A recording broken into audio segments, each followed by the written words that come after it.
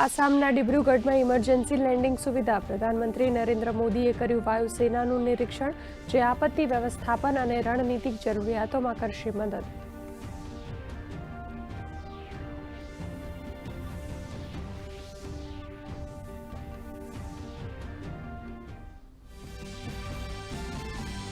પ્રધાનમંત્રી નરેન્દ્ર મોદી આજે પૂર્વોત્તરના વિકાસને આપશે વેગ. આસામમાં 5,000 કરોડ રૂપિયાથી વધુના વિકાસ પ્રોજેક્ટ્સનું કરશે ઉદ્ઘાટન અને શિલાન્યાસ.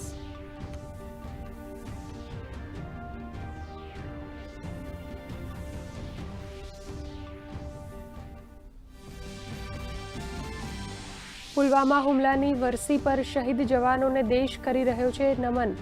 પ્રધાનમંત્રી નરેન્દ્ર મોદીએ કહ્યું, શહીદોની અદમ્ય હિંમત ભારતીયો માટે શક્તિ અને પ્રેરણાનો સ્ત્રોત.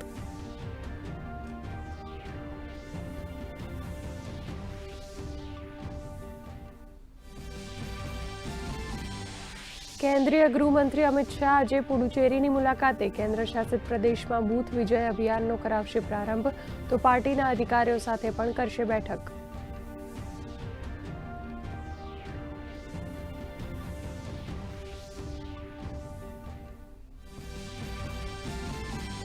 ભારત અમેરિકા વેપાર કરાર અંગે જુઠ્ઠાણું ફેલાવી રહ્યા છે રાહુલ ગાંધી. કેન્દ્રીય વાણિજ્ય મંત્રી પિયુષ ગોયલે કહ્યું, કરારમાં સ્થાનિક ખેડૂતોના રક્ષણ માટે છે પૂરતા પગલાં.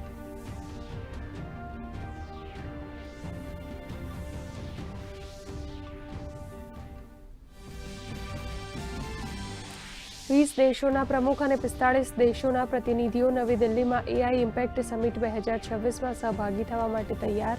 ભારત 16 થી 20 ફેબ્રુઆરી દરમિયાન કરશે સમિટનું આયોજન.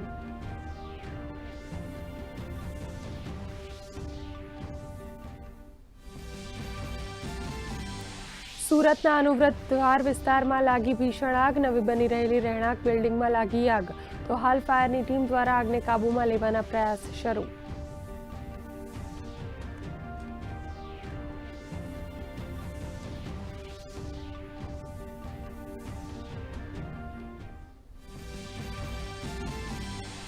ખેડાના સિંજીવાડા ગામમાં લગ્ન પ્રસંગ દરમિયાન 200 લોકોને થઈ ફૂડ પોઈઝનિંગની અસર. ઘટનાને પગલે ધારાસભ્ય કલ્પેશ પરમાર અને આરોગ્યની ટીમ દ્વારા તપાસનો ધમધમાટ શરૂ, તો ઘરે ઘરે જઈને સર્વેની કામગીરી હાથ ધરાઈ.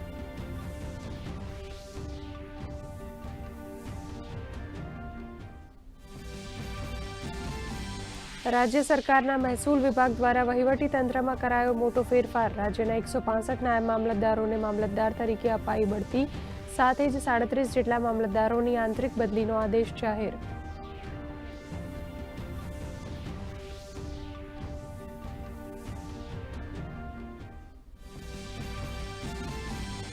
જૂનાગઢના મહાશિવરાત્રીના મેળાને લઈને તંત્રનું વિશેષ આયોજન. 1000થી વધુ એસટી બસોનું કરાશે સંચાલન, તો મહિલા શ્રદ્ધાળુઓની સહાયતા માટે પિંક બૂથ ઉપલબ્ધ.